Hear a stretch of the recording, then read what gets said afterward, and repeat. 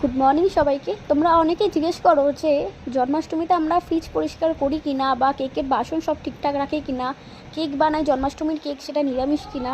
বিশ্বাস করো, একটা ডিমও থাকে না, ডিমের তো কোনাও থাকে না। আর এদিকে আমার মা আজকে ফ্রিজটাও পরিষ্কার করে নিয়েছিল, যেহেতু জন্মাষ্টমী আমি কেকগুলো বানাচ্ছিলাম।